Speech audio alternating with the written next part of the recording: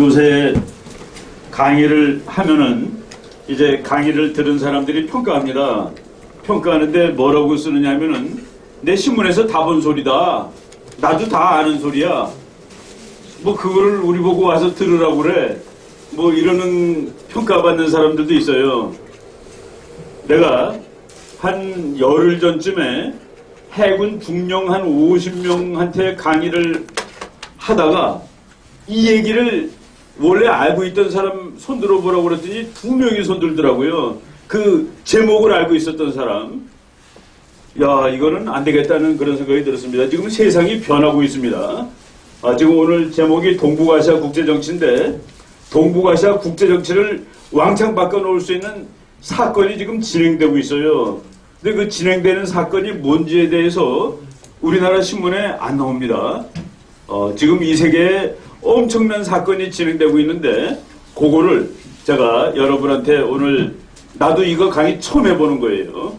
사실 제가 오늘 오후에 그 이렇게 좀 그 간부들 있는 정책결정기관에 가서 강의하게 돼 있는데 그거를 미리 여러분한테 최초로 소개하는 거로 하겠습니다. 지금 이게 세계가 변할 때 보이지 않는 흐름이 있는데 그것이 혁명적인 결과를 가져옵니다. 혁명이라는 건 나라가 완전히 세상이 뒤바뀌는 거예요. 그런데 그 혁명적인 지금 그 일이 진행되고 있습니다. 그 진행되는 내용이 뭔지에 대해서 말씀드리도록 하겠습니다. 내가 요거, 그 혁명적인 일이 도대체 뭘까? 넘어가겠습니다. 이게 넘어가는 거, 이게 잘 안, 거기에 넘어가는 겁니까? 국제정치가 이렇게 변하는데, 시대별로 유행어가 있습니다. 세상 좀 안다는 사람들이 전부 하는 소리가 있어요. 어떤 때는 전부 천안함 얘기만 합니다. 어떤 때는 전부 북한 핵폭탄 얘기만 합니다. 어떤 때는 미사일 얘기만 하는데 전 세계적으로 봤을 때 15년 전에 이 세계 모든 사람들이 입에 달고 살던 말이 반테러 전쟁입니다. 반테러 전쟁. 그 미국이 테러 맞은 다음에 이거 어떻게 싸울 거냐. 그래서 국제정치를 조금이라도 아는 사람이 입에 달고 살았던 단어가 엔티테러 워페어, 영어로. 전부 그 얘기를 했습니다. 그러다가 이제 테러 전쟁에 미국이 좀 이기는 것 같단 말이죠. 그래서 그다음에 그 문제는 시들해지고 그다음에 지난 한 10년 동안 지구에 있는 모든 사람들이 한 말이 야, 중국이 일어서고 있어, 중국. 그래서 20년대 초반 The Rise of China, 중국이 부상한다. 어디까지 부상할 거냐? 미국이 중국한테 밀려가지고 미국이 2등 될 거다. 중국이 세계 1등 되는 거야. 미국 자리를 중국이 차지하는 거야. 전부 라이즈 오브 차이나에 대해서 얘기했습니다. 우리나라에서는 아직도 전부 그 얘기하고 있습니다. 그런데 만약 중국이 미국보다 앞서서 1등이 될 것이 확실하다. 그럼 우리나라는 어떻게 해야 되겠습니까? 중국 편이 돼야 되죠. 아니, 내가 지금 한국인데 여기가 미국입니다. 여기가 중국이에요. 그동안은 미국이 세계에서 제일 센 나라이기 때문에 우리가 미국 편에 붙어가지고서 그런 데는 국가안보도 보장받고 그 미국이 원조도 해주고 여러분 지금은 우리 미국 원조 안 받지만은 내가 대학생 다닐 때는 미국이 원조해주는 돈에 따라서 그해 우리나라 예산이 결정됩니다. 원조 조금 주면 확 줄고 많이 줄면 늘고 그러는 거예요. 그런데 중국이 이제 미국한테 앞선데 우리가 중국에 더 가까이 있는 나라인데 만약 중국이 앞선다가 확실하다면은 나는 오늘 우리는 미국과의 관계를 점점 단절하고 중국 쪽으로 붙는 것이 유리하다라고 얘기할 겁니다. 그래야지 사는 길 아니겠습니까? 다른 방법은 있어요. 우리가 중국보다 세지던가 미국보다 세지던가 일본보다 세지면 그땐 껐도 없습니다. 누가. 그렇지만은 그렇지 않는 한 우리는 더 센 나라 편에 붙는 것이 더 안전하다는 그런 얘기입니다. 또 중국이 정말로 세계 챔피언이 되면 우리는 중국 편에 붙어야죠.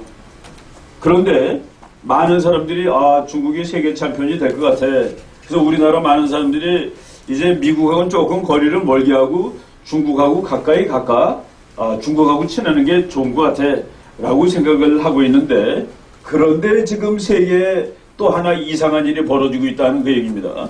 그거는 3년 전에 그 미국의 아주 유명한 잡지, 그 포린 폴리시라는 잡지 2011년 겨울호에 사설이 나왔습니다.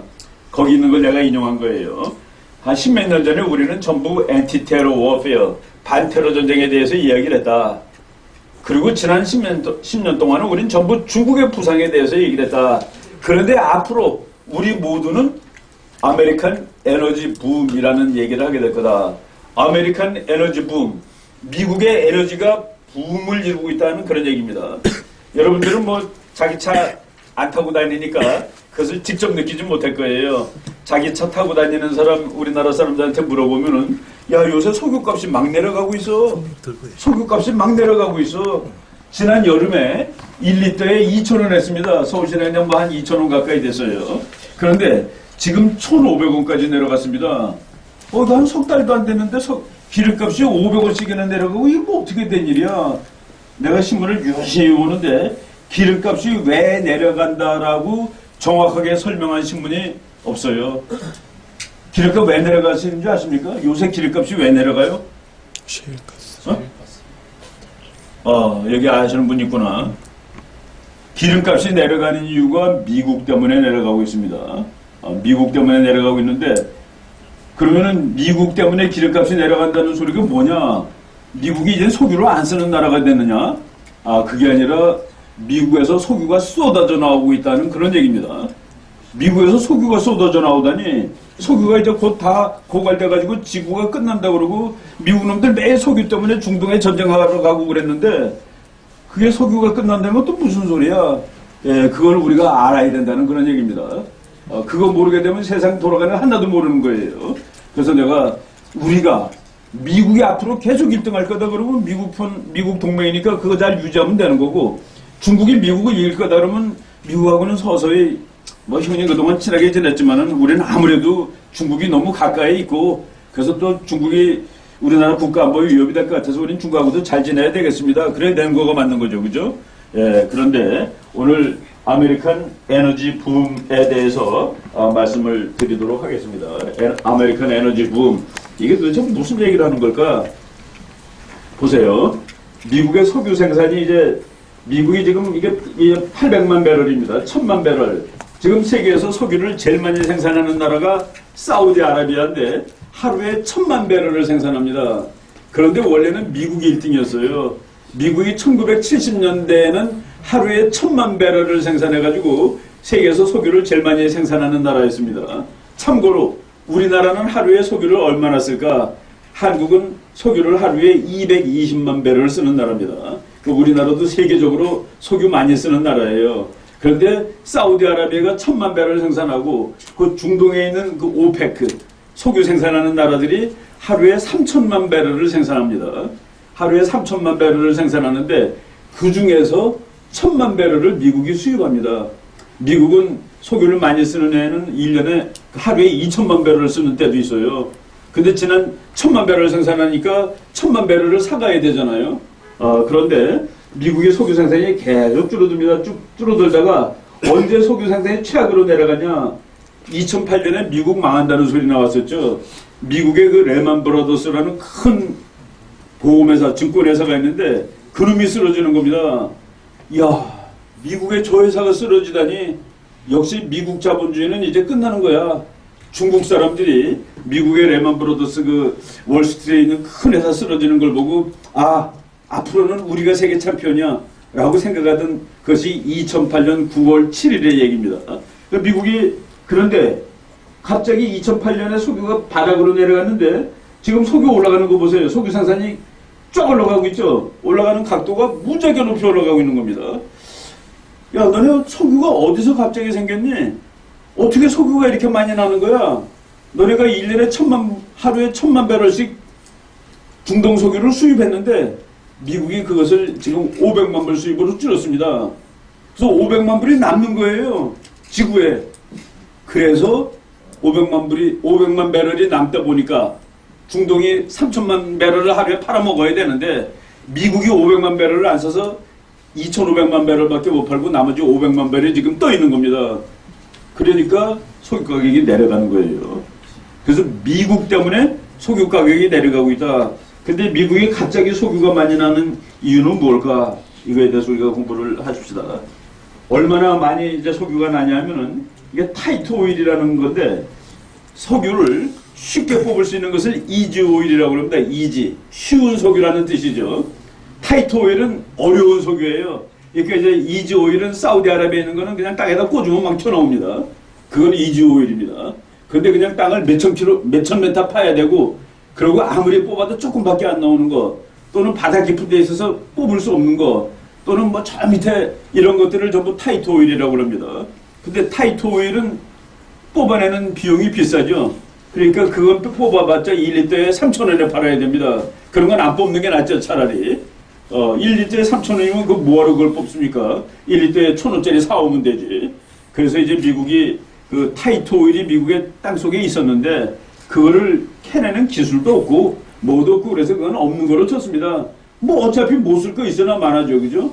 그러고 있었는데 이거를 미국 사람들이 그놈을 캐겠다고 몇십 년 동안 노력을 한 겁니다. 그래서 지금 이 타이트 오일이라는 거가 지금 이제 2010년형 무렵인데 지금 이 정도인데 앞으로 타이트 오일이 쏟아져 나온다. 그래서 미국 석유 중에서 이 어려운 석유를 이제 아직까지는 타이트 오일인데 앞으로는 그것이 이지입니다. 왜? 기술이 좋아졌어요. 근데 잡아당기면 나오는 거예요. 그 기술을 미국이 개발한 것이 바로 2, 3년도 안 됩니다. 그 미국이 레만 브라더스 쓰러지는 날 그 기술로 처음으로 땅을 판 거예요. 그러니까 어떤 사람은 그렇습니다. 미국이 망하는 그날 미국은 다시 부흥하기 시작했다. 미국이 망하는 그날 처음으로 파본 거거든요. 이게 될까 하고서 땅을 뚫은 겁니다. 3,000m를 뚫은 거예요. 3,000m 뚫고 들어가서 또 3,000m 옆으로 갔습니다. 기역자로 뚫었어요. 이렇게 니은자로. 이거는 보통 기술이 아니죠. 그래갖고 거기서 석유를 잡아 뽑는데 이게 나오더라 하는데 그것이 지금 쏟아지기 시작하는 것이 바로 지금입니다. 그래서 작년, 재작년까지는 뭐 영향을 못 미쳤는데 금년 여름부터는 이제 막 그냥 막 나오는 거예요. 그래서 지금 미국에 이 석유가 나오는데 그 석유는 그 타이트 오일, 어려운 석유라고도 얘기하고 그 석유를 뽑아내는 바위가 있습니다. 바위층. 그 바위 이름을 영어로 쉐일, S-H-A-L-E, 쉐일이라는 바위가 있는데 그래서 쉽게 얘기하면은 여러분 시골에 뭐 젊은 사람 잘 모를 거예요. 시골에 옛날에 이제 방 따뜻하게 한다고 구들장이라는 거 있습니다. 넓적한 돌멩이를 이렇게 여러 개 깔아놓고 그걸 뜨겁게 하면 방이 뜨뜻해지죠. 그런 돌멩이를 몇억 배 키운 돌멩이가 미국 땅 한 3km, 4km 되는 지점에 있는데 그 속에 석유가 있습니다. 근데 그거는 파낼 기술이 도무지 없어가지고 뭐 그냥 뭐 저건 있어봤자 없는 거랑 똑같아 하고 있었는데 그거 캐내는 기술이 나왔고 그거를 지금 타이트 오일이라고 부르는 거예요.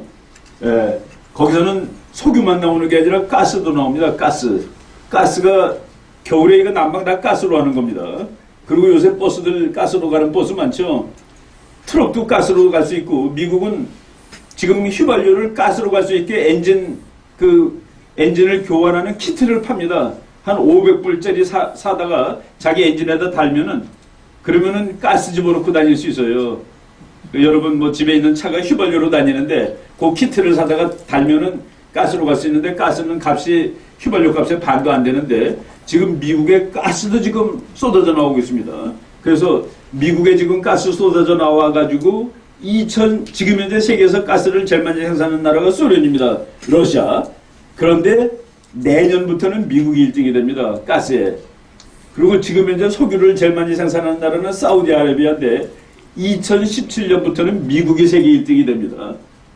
미국이 가스 1등, 석유 1등이 되는 거가 2015년, 2017년이에요.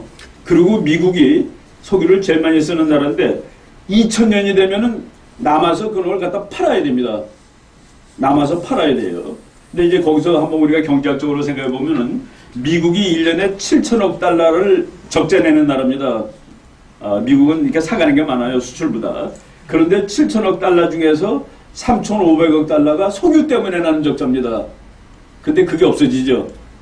석유가 이제 미국이 석유를 안 사오니까 그 적자가 없어지는 겁니다. 3,500이 없어지는데 거기서 무슨 얘기가 나냐면은 기름값이 너무나 싸기 때문에 제철소 같은 데는 전부 열해가지고 쇳덩어리 녹이는 거 아닙니까? 근데 그 기름값이 비싸니까 미국이 그것을 대한민국한테 넘기고 포항제철, 일본한테 넘기고 야마타 제철소, 뭐 중국한테 넘기고 다 넘겼는데 기름값이 너무 싸져서 미국이 제철소를 지금 다시 시작하는 판이에요. 그래서 이제 산업이 막 좋아지고 있습니다. 바로 그런 일이 지금 보이지 않게 하는데 미국 사람들은 그것을 셰일 오일 레볼루션, 셰일 석유 혁명이라고 얘기하는 겁니다. 이제 이 상황이 보시죠. 그런데 이제 요 사람들이 미국 사람들이에요. 이게 사우디아라비아입니다. 내가 셰일이라고 그랬죠, 그 석유를.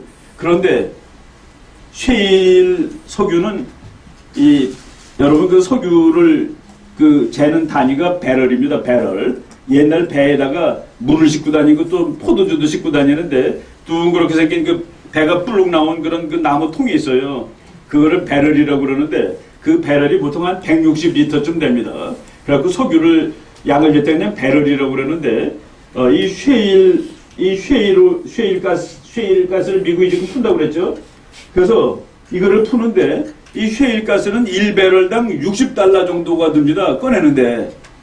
그런데 금년 1월 달에 1배럴당 시작 가격이 120달러였습니다. 그러니까 빼면 이게 남는 거죠. 근데 사우디아라비아 석유가 제일 이지라고 그랬죠. 이지. 그거는 빼는데 배럴당 30불밖에 안 됩니다.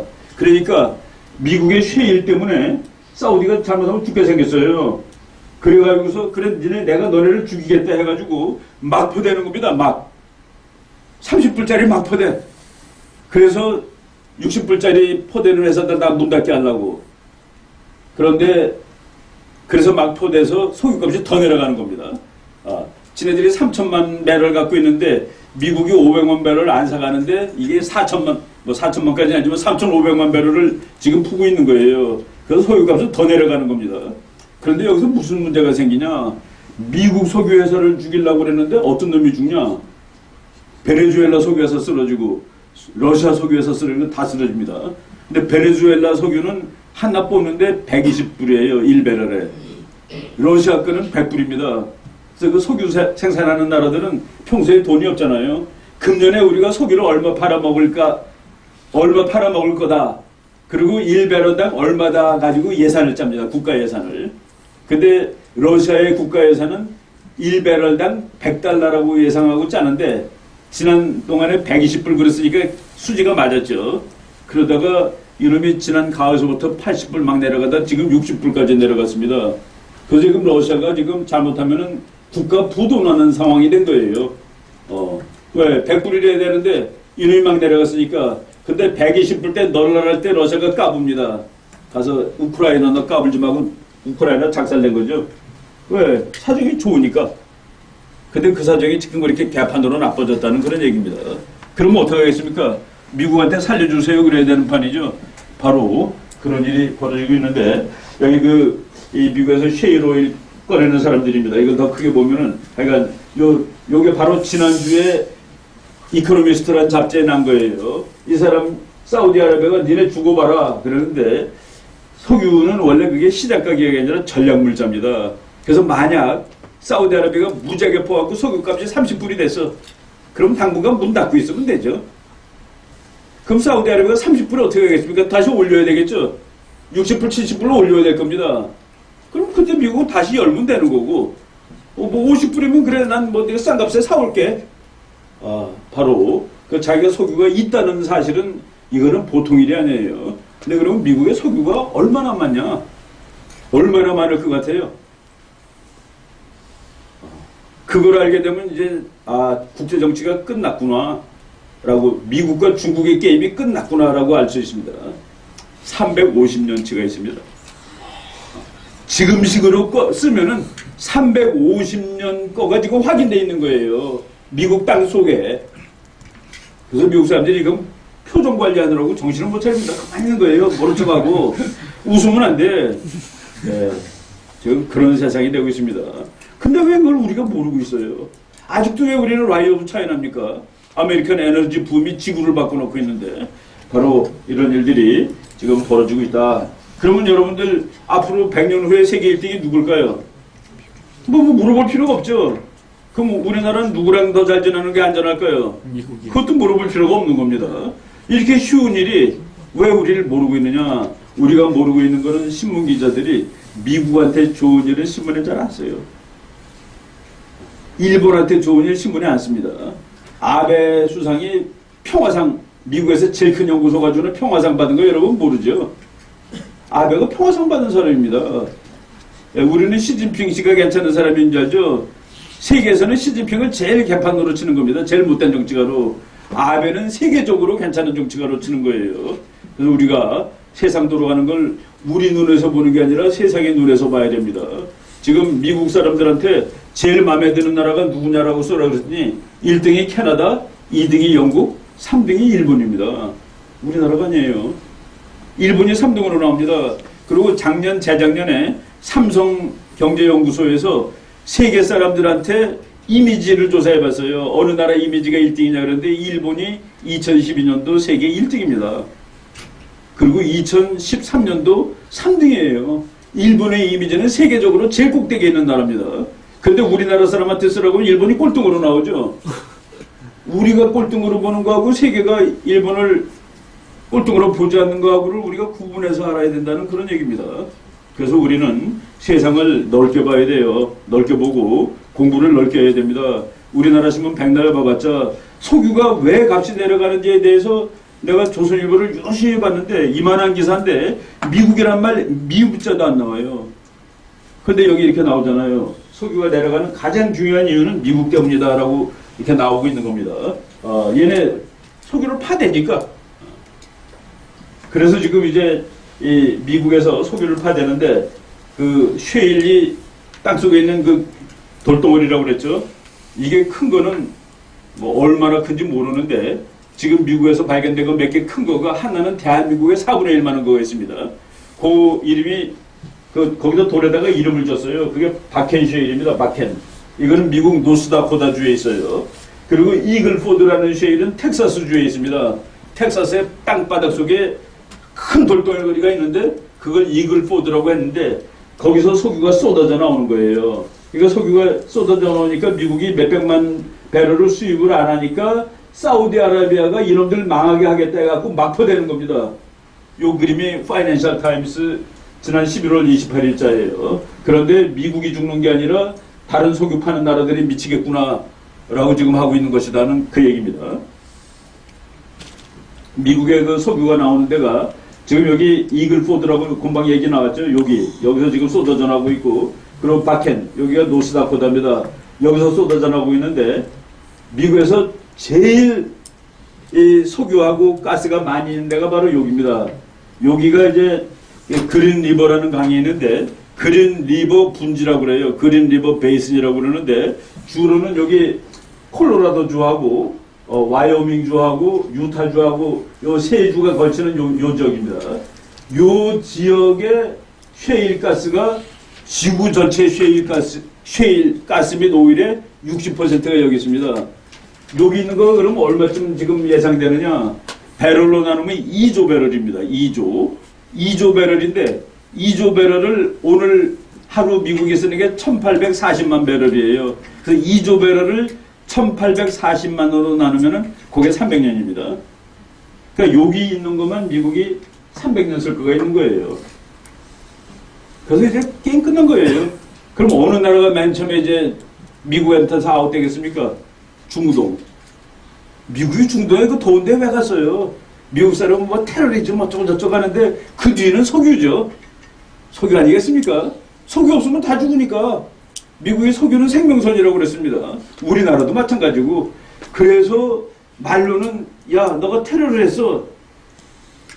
근데 정말로는 네가 지금 석유를 네가 스스로 다 장악해가지고 석유 시장을 좌지우지하려고 그러는 것이지. 후세인 너 인마 안 돼. 이란 너도 안 돼. 테러리스트 너도 안 돼.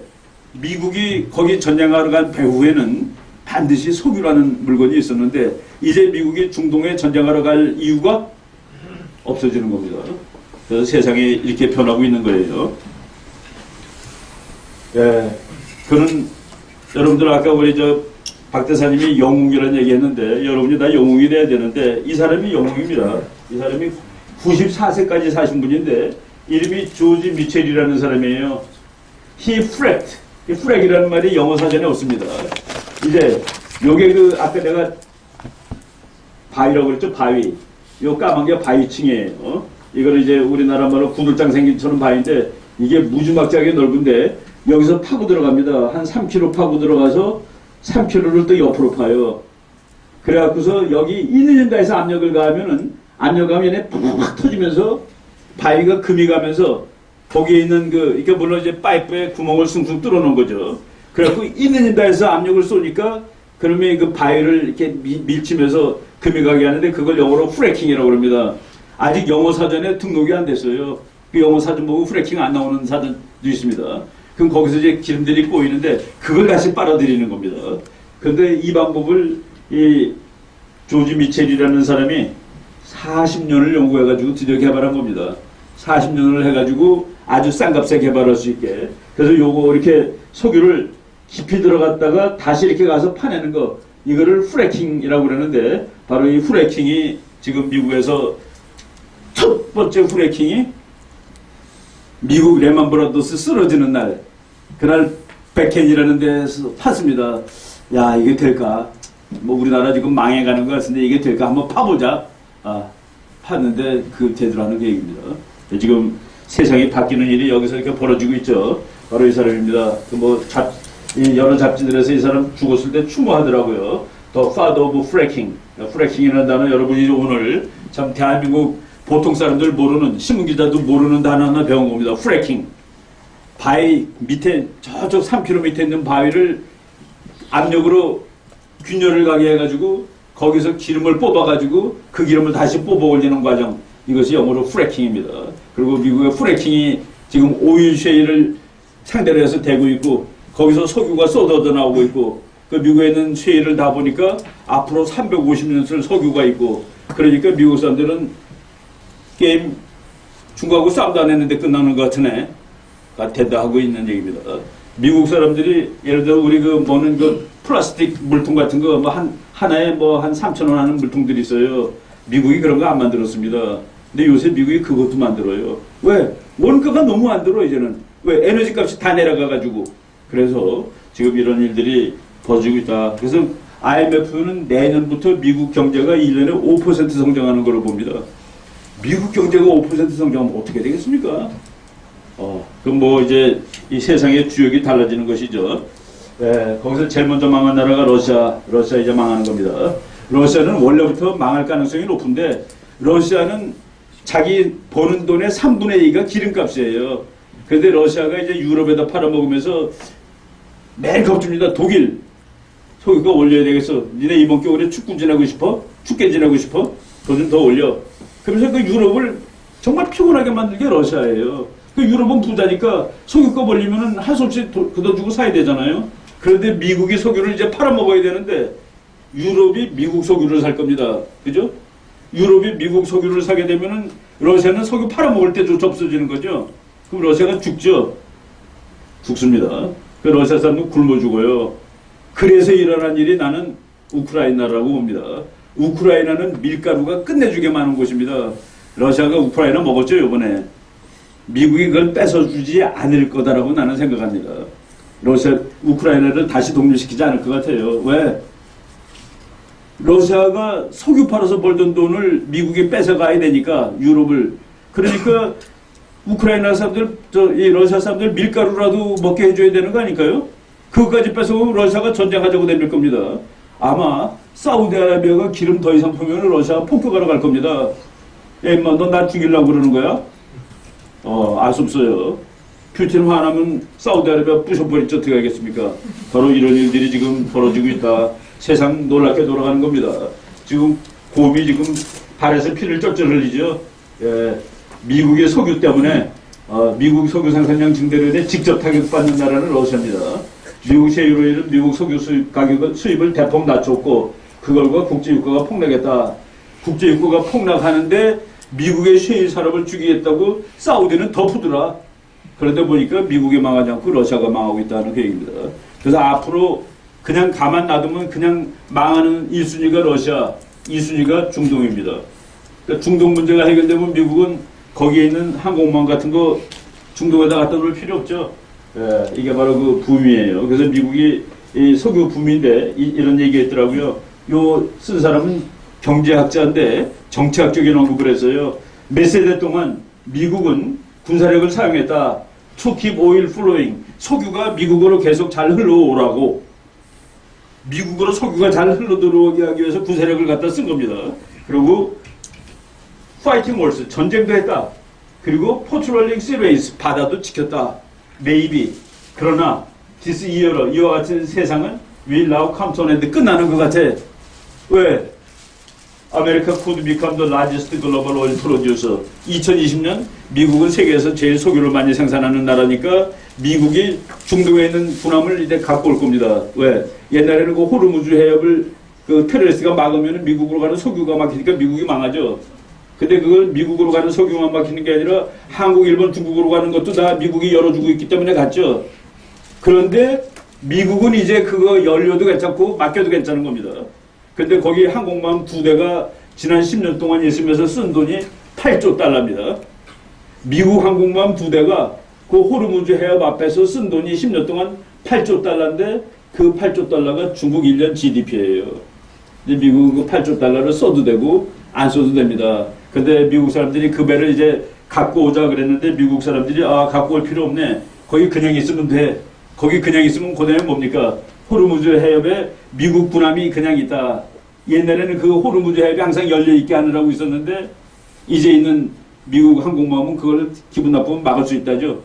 중국이 까불면 그거 막으면 중국은 석유가 끊어지죠. 일본도 석유 끊어지죠. 한국도 끊어지죠. 막는 거가 여는 것보다 더 쉽습니다.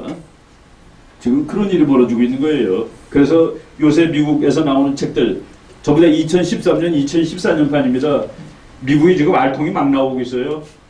미스 오브 아메리칸 디클라인, 미국이 망하고 있다는 것은 이건 심하다, 거짓말이다. Unleashing the Second American Century, 미국의 두 번째 세기가 시작되고 있다. 첫 번째 세기는 미국이 석유가 모자라서 쩔쩔맸는데 이제는 석유가 남아서 널널하다.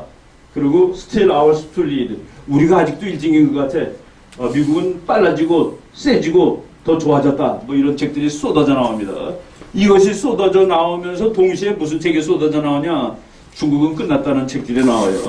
너 차이나 크라이시스, 너 이제 위기다야. 너 어떻게 하면 몰락을 방지하겠냐? 비틀거리는 거인, 이런 책들이 전부 다 2013, 2014년 판입니다. 이거 우리 공부해야 돼요. 이렇게 많이 나오는데 왜 이런 거가 신문에 안 나옵니까? 여러분 지금 그 신문에서 못 보던 소리다라고 지금 생각하고 듣고 있는 거죠. 내가 이거 미국의 석유가 앞으로 쏟아져 나오는데 우리가 이거에 신경 써야 된다. 그 얘기 몇 년 전에 했습니다. 근데 우리나라 신문에 어제 조선일보에 뭐라고 나왔는지 아세요? 석유 회사들이 망해서 고민이라는 거예요. 이거는 하나를 알고 둘을 모르는 겁니다. 석유 회사가 예를 들어서 500억 원을 손해봤습니다. 석유값이 내려가서. 그러면은 우리 집은 얼마씩 이익 봅니까? 내가 1년에 기름 300만 원 넣는데 이제 200만 원 넣게 되면 우리 각 집에 100만 원씩이죠. 그 우리나라에 1000만 가구가 있으니까 1000만 가구에 100만 하면은 500억이 아니라 5천억 이득이 되는 겁니다. 그럼 이득이 되는 거지. 아닙니까? 그렇게 계산해야 맞는 거죠. 석유 회사가 망한데 우리 개인들이 휘발유 값이 남는 거는 계산 안 하고 그게 바로 마치 통일하면 돈이 많이 든다라고 얘기하는 겁니다. 통일하게 되면은 분단 비용이 없어지는 거예요. 통일 비용은 늘지 모르지만은 지금 분단돼 있기 때문에 얼마나 돈이 들어갑니까? 여기 그 군대 갔다 오신 분들 그거 다 분단 비용입니다. 그 청춘의 아주 좋은 시대를 군대 가서 있어야 되는 거예요. 그거는 공짜입니까? 인생의 아주 황금기를 가서 마치는 그거 돈으로 계산도 안 돼요. 그런 것들이 통일이 되면 다 이제 분단 비용에서 없어지기 때문에 그 돈 써도 통일 비용이 분단 비용이 더 비싼 거예요. 통일 비용보다. 그리고 우리 심리적으로 얼마나 편안해지겠습니까? 평화가 오는데. 바로 그래서 통일하는 것이죠. 통일하면 우리 강대국 되고. 그런데 지금 옆에 돌아가는 걸 보니까 이게 미국을 잘 붙들기는 게 유리하구나 하는 것이 이거는 그냥 확실해지는 겁니다. 최근에요, 며칠 전에 나온 논문인데 중국이 이제 몰락할 것 같은데 Can China fall peacefully? 중국이 평화롭게 망할 수 있을까? 요새 시진핑이가 막 깡패처럼 나오는 거가 지금 중국이 아주 시끄럽습니다. 여러분 여기 그 중국 사람들 많이 오죠. 오늘도 이 호텔에 보니까 중국 사람들 많더라고.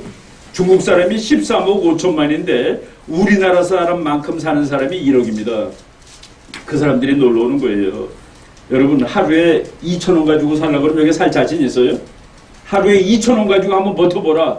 자동차 값, 기름값, 밥값, 옷값 해갖고 하루에 2,000원.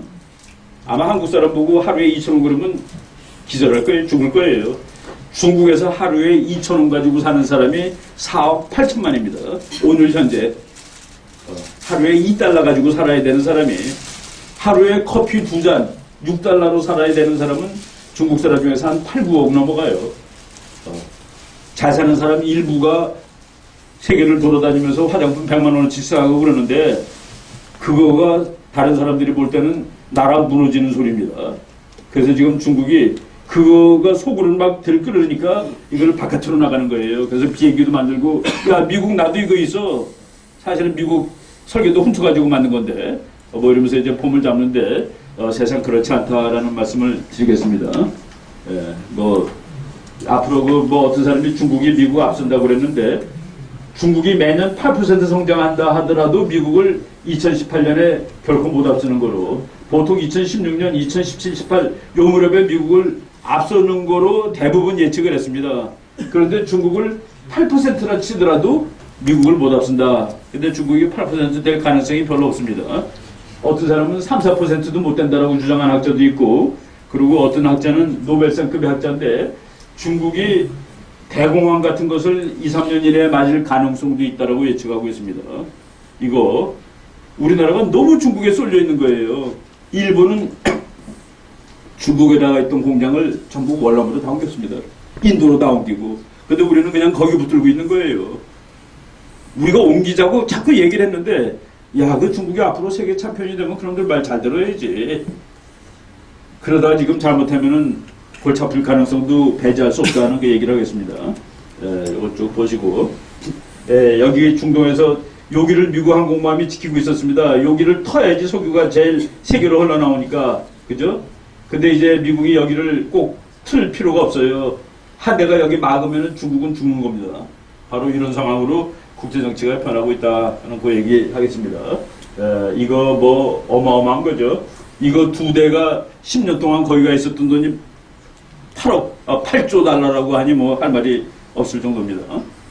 미국 뭐 이거 쭉 보고 그래서 최근에 미국의 육군 대장이 쓴 책인데 Don't wait for the next war. 다음번 전쟁을 기다리지 말라라고 했는데 이 사람이 육군 대장인데 이 책 보면 전쟁 얘기 한마디도 안 나와요. 전부 경제 얘기만 나옵니다. 그런데 미국이 에너지 인디펜던트가 되는 거예요. 에너지를 안 사오는 나라가 되는 겁니다. 그래서 우리는 중국하고 다른 나라랑 싸울 필요 없고 그냥 맨 앞에서 빨리 뛰면 돼. 맨 앞에서 빨리 뛰면 되는 거야. 라고 쓴 책입니다. 처음부터 끝까지. 이 사람은 EES라는 전략이에요. 에너지 Enabled Strategy 또는 에너지 인디펜던트 스트래티지. 에너지가 독립. 이 세상에 에너지가 독립되면은 우리나라도 에너지가 독립되면 얼마나 좋을까요? 그죠? 바로 이런 상황이 지금 세상에서 벌어지고 있다는 말씀을 드리겠습니다. 뭐 다른 거 길게 설명할 필요는 없어요. 여기까지만 하고 난 끝내겠습니다. 여러분 또 점심 먹어야 되니까. 내가 그 최근에 쓴 책에 이런 말을 썼습니다. 한국 국민들은 과거 어느 민족보다도 국제정치에 의해 시달려온 사람들이다. 과거도 현재도 그리고 미래에도 그러할 거다. 왜? 우리나라는 그 위치가 그렇습니다. 강대국이 충돌하는 한복판에 자리하고 있다는 지리적 위치, 즉 지정학적 요인 때문에 그러하다. 지리적 요인은 시대가 변해도 잘 변하지 않는다. 그래서 우리가 이걸 극복하려면은 이 지정학을 바꿔야 되는데 지정학 바꾸는 거는 통일하는 겁니다. 미국의 아주 유명한 학자가 중국을 우습게 보는 학자가 있습니다. 그리고 한국을 되게 세게 보는 학자가 있어요. 그 사람이 지금 67살인데 자기는 한국이 통일되면은 만주가 어떻게 될지가 제일 궁금하다는 거예요. 만주. 그래서 어떻게 예상하십니까? 그랬더니 만주가 한국이 될 거라는 거예요. 만주가 한국이 되면은 몽고하고는 저절로 이어집니다. 그럼 한국은 강대국 되는 거예요. 강대국. 고구려 땅을 다 차지하는 겁니다. 그럼 중국이 가만히 있겠냐? 중국 저거 가망 없어라고 얘기하는 사람입니다. 그 프리드맨이라는 학자예요. 그래서 우리가 희망을 가지고 지정학도 바꿀 수 있습니다. 통일하면 됩니다. 그리고 내가 또 최근에 읽은 책 중에 아주 감동적인 서문을 봤는데 일본 침략지대가 마감된 이래 한민족의 운명에 거대한 영향력을 행사했던 미국의 영향력이 옅어지면 우리나라 사람들이 이렇게 생각하는데 요거는 맞지는 않습니다. 미국의 영향력이 옅어지지 않았다는 거 지금 내가 설명하고 있죠. 그렇지만 보통 그렇게 생각해요. 그러면 또다시 중국의 사대하는 시대로 되돌아가야 하는가. 분위기가 그래. 미국이 지금 약해지니까 중국으로 붙어야 된다? 그건 말이 안 된다는 그런 얘기죠. 이 사람은 다른 의미에서 주변 4대 강국의 어느 일방에도 휘둘리지 않는 강력한 국가로 거듭나야 하지 않겠는가. 우리가 어느 정도 국력을 가지면 되느냐. 중국한테 이기고 일본한테 이기고 그럴 필요 없어요. 중국하고 일본이 우리를 건드리지 못할 만큼 갖고 있으면 됩니다. 중국, 내가 너하고 싸우면 내가 지겠지. 그렇지만 넌 나 건드릴 수 없어. 일본, 너도 날 건드릴 수 없어. 네가 나를 건드려갖고 500원 이익을 보고 싶으면은 너는 5만원 손해를 보게 돼, 오히려. 그런 능력을 우리가 갖추면 되는데, 그 정도는 나는 충분히 갖출 수 있고, 뭐 갖췄는지도 몰라요, 이미. 여러분들이 이 나라를 앞으로 끌어가야 되는데, 그래서 대한민국을 강대국으로 만들고, 또 통일도 해야 되고, 그러는 그 주도 세력이 되시기 바랍니다. 뭐, 뒤에 하는 말 많지만, 그건 뭐 나중에 우리 또 기회 만들기로 하고, 그래서 세계가 변하는 무서운 흐름이 있다. 이 흐름만 우리가 잘 파악하고 이해하더라도 세상 돌아가는 걸 알 수 있지 않겠나는 그런 의미에서 말씀을 드렸습니다. 네, 고맙습니다.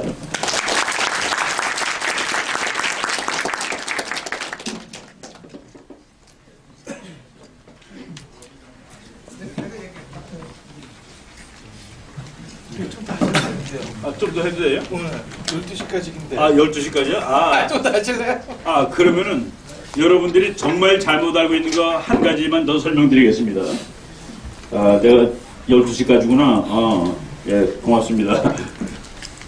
난 지금 뭐 밥 먹는 시간 줄이는 줄 알고, 최근에 말이죠. 우리나라가 그 미국하고, 2020년까지 이 뭐 방위조약을 계속, 뭐 방위조약이 아니라 전시작전 통제권을 계속 유지하는, 요거 그림 하나 재밌는 그림 보여드릴게요. 김정일이가 이놈이 얼마나 사기꾼인가 하는 걸 보여드리는 건데, 이놈이 어디 가서 사진을 찍었어요.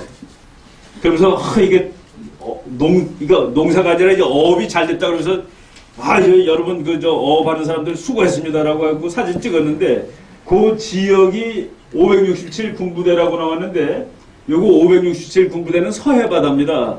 그런데 여기 있는 물고기 중에서 동해바다에서 잡힌 놈들이 무지하게 많이 보이는 거야. 그러니까 서해에 가서 얘기를 했는데 뒤에 물고기는 동해바다 물고기가 있다. 이게 뭡니까 이게 우리말로 뽀샵이죠, 뽀샵. 이게 웃기는 이 친구가 지금 어디 있는지도 모릅니다. 이게 어디 있는지도 모르고 숨어 다녀요. 쩔쩔맵니다. 이게 아마 무너질 가능성이 좀 있어 보여요.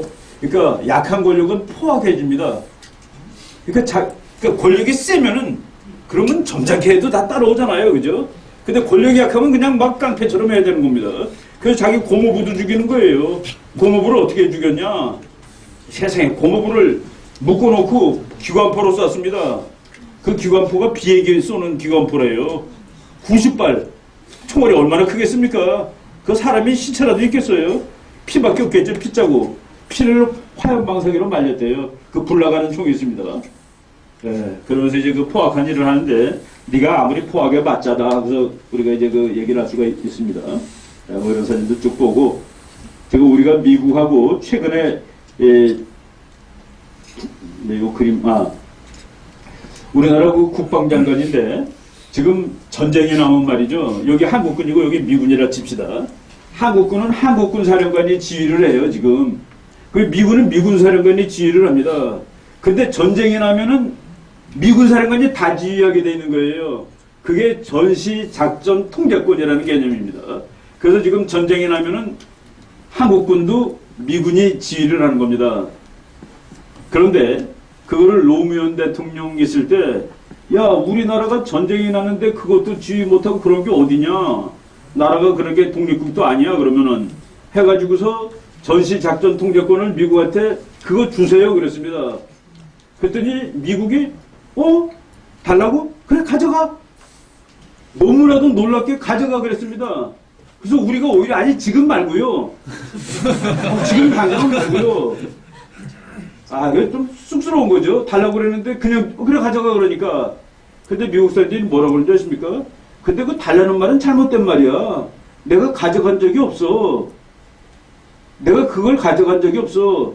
전시작전 통제권을 내가 가져간 적이 없어. 왜냐하면 전쟁이 난 적이 없으니까. 그렇죠.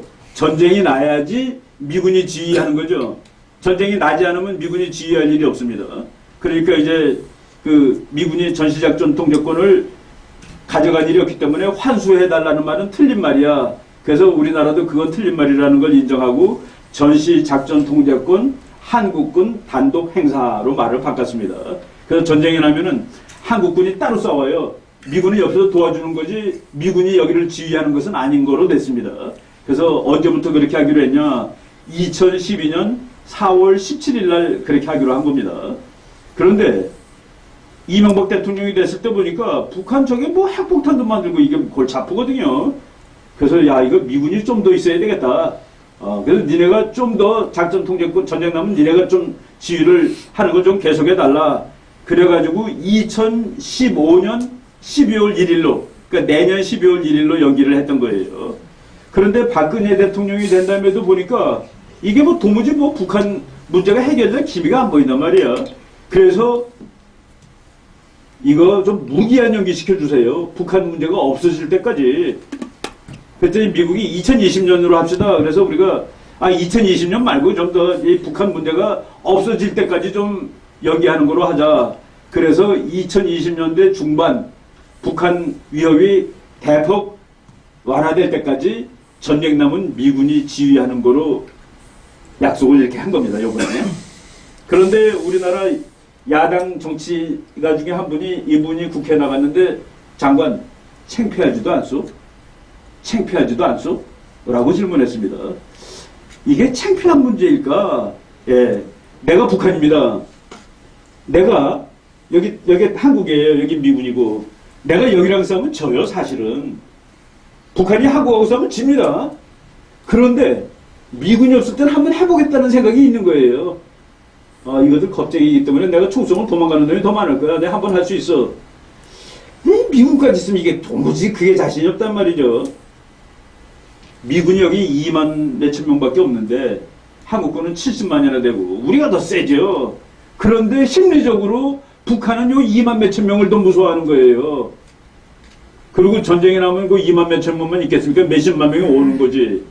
그러니까 전쟁 나면은 미군이 지휘하는 거가 되면은 전체가 다 미군이 되는 겁니다. 그러니까 북한이 차마 싸움을 못해. 그래서 전쟁이 억지가 되는 겁니다. 우리는 북한하고 싸우면 이길 수 있어요. 즉 우리는 대한민국을 방위할 수 있습니다. 뭐 영어 쓰면은 we can defend ourselves. 우리는 북한이 아무리 공격해도 싸워서 이길 수 있어요. 그런데 저놈들이 아예 공격을 못하게 하는 거 억지 그거는 모르겠어. 그런데 미군까지 있으면은 아예 저것들이 공격을 못해. 그것이 더 안전하니까 미군이 있어라 그런 겁니다. 그러면 그래도 세상에 젠장 어느 나라가 전쟁 나면 미군이 지휘하고 그런 거는 좀 쪽팔리잖아요. 그 쪽팔리지 않는다는 근거를 말씀드리겠습니다. 북한이 전쟁을 와장창 일으켰어요. 그러면은 여기가 한국군 총사령관입니다. 이게 미군 총사령관이 둘이 회의를 해요. 이거 전쟁 발생한 거 맞죠? 이거 전시죠? 예, 전시 맞습니다. 둘이 합의를 해야 됩니다. 그러면은 여기 한국군 참모총장은 한국군 국방장관한테 한국 국방장관 여기 미군 사령관은 미국 국방장관한테 신고를 해요. 지금 한국에서 북한 놈들이 전쟁을 일으킨 것 같습니다. 이게 평시가 아니라 전시 상황으로 들어가는 것 같아요. 그러면 미국 국방장관하고 한국 국방장관이 맞습니다. 이거 전시입니다. 그러면은 각각 대통령한테 보고합니다. 한국 대통령한테 보고하고 미국 대통령한테 보고하면 둘이 만나서 이거 전시 맞죠? 예, 전시 맞아요. 그래서 둘이서 그러니까 한국 사령관, 한국 국방장관, 미국 국방장관, 한국 대통령, 미국 대통령이 전부 이거 전시가 맞습니다라고 얘기하면은 그때 전시를 선포하는 겁니다. 평시가 아니라 전시가 돼요. 평시 전시는 법적인 개념입니다. 그래서 전시가 선포되면은 군사적으로 지금 현재 영어로 하면 데프콘이라는 말이 있습니다. 남자들 아는 사람이 있을 거예요. 데프콘 이게 미국 사람이 맞는 개념인데 데프콘 1 이거는 핵폭탄이 왔다 갔다 하는 거야. 데프콘 2는 이제 이거는 그냥 막 미사일 군함 막 날아가는 거고 데프콘 3이면은 총알 집어넣고 이제 쏠라고 조준하게 하는 게 데프콘 3입니다. 그리고 데프콘 4는 그냥 긴장 상태. 데프콘 5는 평화. 그러니까 미국은 한국은 데프콘 4로 칩니다. 평화야. 아직도 긴장은 있지만은. 그런데 우리나라 장군들, 장관들, 대통령이 이거 전시입니다라고 얘기하면은 데프콘 3이 선포됩니다. 데프콘 3이 선포되면은 그냥 쉽게 얘기하면은 군인들이 전부 다 총알 집어넣고 자동차 엔진 걸고 거기 타고 있는 거가 데프콘 3이라고 생각하면 됩니다. 육군사관학교 교수들이 넥타이 메고 강의하는데 데프콘 3 되면 철 못 쓰고 총 차고 들어가서 수업하는 거예요. 뛰어나가야 되니까 언제든지. 그게 데프콘 3인데 데프콘 3이 선포가 되면은 그때 미군 사령관이 그 작전권을 갖는 거예요. 그러니까 미군 사령관한테 작전 통제권을 주는 마지막 권리를 누가 갖고 있습니까? 한국 대통령이 갖고 있죠. 한국 대통령이 이거 데프콘 3 아니에요. 이거 전시 아닙니다. 우리가 할 수 있어요. 우리가 막을 테니까 미군 그냥 있으세요. 그럼 우리가 하면 되죠. 근데 미군이 껴야 될 상황이랬는데도 우리가 하겠다 그러면 그거는 안 되죠. 그러니까 미국군한테 이 작전 통제권을 맡길 수 있는 마지막 권리가 한국 대통령한테 있는 겁니다. 정말 죽어도 죽기 싫으면 안 죽으면 돼요. 우리가 할 테니까 너네들이 옆에서 그냥 지원만 해. 우리가 싸울게. 뭐 그래도 되는 거지. 그런데 뭐 창피하다 그런 건 아닙니다. 그걸 함으로써 전쟁이 안 나고 있다는 사실이 중요한 것이죠. 그 전쟁을 안 나고 이렇게 시간 끌면서 저놈이 저절로 쓰러질 때까지 기다리면 되는데 저거 곧 쓰러질 것 같은 기분이 사실은 듭니다. 그래서 이것이 어떤 사람이 야 우리나라는 뭐 자존심도 없냐 그런 말 하는데 그건 전혀 아니에요. 원래 그 전시작전 통제권을 미군한테 줬던 대통령은 이승만 대통령입니다. 이승만 대통령이 이제 한국에 전쟁이 6월 25일 날 전쟁이 났잖아요. 7월 1일 날 미군이 왔습니다. 근데 미군 따로 한국군 따로 싸우네. 그래서 이승만 대통령이 미군 사령관 맥아더 장군한테 맥아더 장군 당신이 대한민국군을 지휘해서 이 전쟁을 꼭 승리하게 해주시오. 그때 맥아더 장군이 이승만 대통령과 고맙습니다. 귀하에 용맹한 한국군을 내가 지휘해서 이 전쟁을 반드시 승리로 이끌어드리겠습니다. 라고 약속을 한 것이 전시작전 통제권이 처음으로 미국으로 간 겁니다. 근데 그때 이승만 대통령은 바보처럼 그냥 준 게 아니라 맥아더 장군이라는 사람이 아주 그 성격이 괴팍한 사람입니다. 천재예요. 근데 이 사람은 전쟁 나면 무조건 이겨야 돼. 휴전 있다 이건 말이 안 되는 겁니다. 그러니까 이 전쟁 이기면 우리가 통일하는 거죠. 그래서 맥아더 장군 코를 빼놓은 겁니다. 네가 지휘해. 한국군 몇십만 명을 미군이 지휘하면 전쟁에 지겠습니까? 이기고 말지. 더군다나 맥아더 같은 사람이. 그래서 준 거예요. 그런데 그거 줄 때 우리나라 장군들이 반대했습니다. 각하 그걸 미군한테 주면은 각하가 꼭 필요할 때 이걸 쓰지 못하게 됩니다. 그러니까 이승만 대통령이 그런 거 걱정하지 마. 내가 언제든지 찾아올 수 있어. 예. 그걸 줬던 날이 7월 14일이에요. 아까 내가 4월 17일 날 찾아온다고 그랬죠. 7월 14일을 거꾸로 읽으면 4월 17일 됩니다.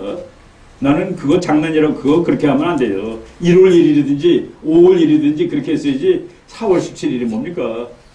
한때 4월 17일에 가져오는 걸 했는데 7월 14일 날 미군한테 줬다는 건 뒤로 읽은 거 아닐까라는 그런 생각이 드는 거예요. 그런데 이제 한국군이 저쪽 대구 있는 데까지 피나갔습니다. 대구 영천만 남은 거예요. 대구 영천 부산 그 대구에서 영천 가는 길 있죠. 거기가 한국 끝이었습니다. 거기까지 북한이 다 먹었어. 그런데 다시 이제 한국군이 밀고 올라왔는데 9월 30일 날 한국군이 38선에 도착했습니다. 38선에 도착을 했는데 한국군이 근데 보니까 안 올라가고 있는 거예요. 이승만 대통령이 보니까 그때 이제 우리나라 참모총장이 정일권 장군이라는 사람이었습니다. 정 장군 지금 우리나라 한국군이 휴전선에 38선에 도착했는데 왜 안 올라가나? 그러니까 정일권 장군이 각하 올라가라는 명령은 맥아더 장군이 내려야 됩니다. 각하가 전시작전 통제권을 미군한테 넘겼으니까 그러니까 이승만 박사가 노발대발했습니다. 정장군 당신은 누구 지휘를 받는 거야? 그러니까 예 각하의 지휘를 받습니다. 그럼 올라가. 그래서 그 다음날 올라간 겁니다. 10월 1일 국군의 날입니다. 그게 바로 1950년 그러니까 맥아더한테 줬는데 그거 넘어가라는 명령을 이승만 박사가 내리죠. 그런 대통령이 우리가 대한민국의 초대 대통령이라서 또 이 나라가 여기까지 또 오는 거예요. 이게 그 뿌리가 굳건해진 겁니다. 나라가 망할 것 같을 때 그런 끝내주는 대통령이 있어서 또 나라도 살렸고 그래서 이승만 대통령이 이제 한국군을 그 38선을 넘기니까 뭐 미군 어떡합니까? 뭐 벌써 와장창 다 넘어가는데 그 미군까지 따라 넘어가는 것이죠. 그래서 평양까지 갔다가 중국이 들어오는 바람에 이렇게 뭐 오르락내리락하다 지금 이제 휴전선이 된 겁니다. 그래서 지금 몇십 년 동안 통일을 못하고 있는데 이제 통일해야죠. 통일하게 되면은 우리나라가 몇 등이 될까 세계에서. 통일하고서 5년 지나면 세계 5등이 됩니다. 한국이. 내가 그렇게 얘기했더니 어떤 사람이 너무 좀 과장한다고 그러더라고요. 야, 어떻게 한국이 5등이 되냐? 그래서 제가 이렇게 설명했습니다. 내 근거입니다. 지금 남한 더하기 북한의 인구는 독일하고 인구가 같아요. 남한 군사력과 북한 군사력을 합치니까 프랑스랑 같습니다. 그리고 남한 땅, 북한 땅 합치니까 넓이는 영국 땅하고 같아요. 그러니까 땅 넓이는 영국, 인구는 독일, 군사력은 프랑스. 근데 경제력은 왜 얘기 안 하느냐고 그러죠. 오늘 남한하고 북한하고 합치면은 저 북한 망한 나라입니다. 남한이 100, 북한이 2.6이에요. 그러니까 한국의 40분의 1짜리입니다. 저거. 나라 망한 거죠. 그래서 합쳐봤자 103도 안 돼. 그런데 경제학자들한테 물어보니까 통일하는 순간 북한은 17%, 남한은 10% 경제성장을 한대요. 1년에. 그렇게 한 4, 5년 하면은 이태리 앞서고 또 한 2, 3년 더 가면 영국 앞섭니다. 그러면은 경제력 영국에, 땅넓이 영국에, 인구 독일에, 군사력 프랑스면은 그러면 그게 세계 5등 아닙니까? 세계 5등 되면은 중국도 일본도 우리를 뭐라고 못하고 그리고 미국이 한국하고 그때도 동맹을 할 겁니다. 세계에서 제일 센 미국하고 동맹하게 되면 일본, 중국 정도를 우리가 무시하고 살 수도 있는 그런 강대국이 된다는 그런 얘기입니다. 여러분들이 강대국 국민이 되셔야 됩니다. 우리들은 아직 강대국을 만들려고 뭐 통일도 못했는데 통일을 하면은 강대국으로 갈 수 있어요. 여러분들이 그런 그 사명감을 가지고 그래서 우리가 이렇게 앉아서 공부하는 거구나 그런. 내가 그 홍대 앞에 살아요. 아주 젊음의 동네입니다. 그 홍대 앞에 가보면은 밤에 금요일 날 밤에 가보면 이상한 일이 있어요. 애들이 여자애들 남자애들이 왕창 앉아있어. 그 너네들은 뭐하러 앉아있냐 그런데 그 밑에 클럽에 춤추러 들어가는데 클럽에 꽉 막으면은 안 들어보내주는 모양이더라고요. 한 사람 나오면 들어가고 그래서 그거 기다린대요. 그런데 그 클럽에서 춤추려고 기다리는 애들 옆에 가보면은 거기 도서관이 하나 있습니다. 마포 도서관. 거기도 젊은이들이 많이 앉아있어. 너네들은 여기 왜 앉아있냐 그랬더니 자리 맡으려고 앉아있는 거래요. 꽉 차가지고 한 사람 나오면은 뒤로 보내주는 거야. 그러니까 한 아이들은 춤추는 데 들어가려고 기다리고 있고 한 아이는 도서관 들어가려고 기다리고 있습니다. 둘 다 23살짜리예요. 22살짜리들이고 내가 가면서 생각했습니다. 야, 이게 둘 다 대한민국의 똑같은 젊은이들인데 얘네들이 10년 후에 누가 더 잘 살아야 될까? 도서관에서 자리 기다리는 학생들하고 그 껌껌하고 담배역에 가득 찬 데서 춤추려고 표 기다리는 아이들하고 10년 후에 누가 더 잘 사는 게 원칙이에요? 나는 도서관 자리 기다리는 사람이 잘 사는 게 그게 공평한 나라라고 생각합니다. 근데 우리나라 사람들은 그때 젊었을 때 다 놀고 그런 사람이 나중에 젊었을 때 열심히 한 사람하고 똑같이 살아야 된다고 떠들고 있어. 아니죠. 여러분 20대는 120개월입니다. 여러분 20대가 120개월 넘는 사람이 있나요? 여기 혹시 121개월이면 내가 한 달 휴가 주겠어요. 마음껏 노세요. 여기 124개월이에요. 4개월 쉬세요. 예, 우리는 똑같은 시간을 가지고 있습니다. 그 시간을 여러분들 정말 잘 선택하신 거예요. 공부하러 오셨습니다. 이제 참 놀라운 얘기들, 모르던 얘기들 다 듣고 여러분들이 새기면 됩니다. 새기고 공부하려는 마음 생기고 그러면 되는 것이죠. 예, 뭐 여기 아주 좋은 시설에 우리가 이번에 특별히 제일 좋은 호텔로 우리 학생들을 초대를 했는데 하여간 뭐 2박 3박 4일 동안 여러분 재미있게 즐기시기 바라겠습니다. 네, 여기까지 하겠습니다.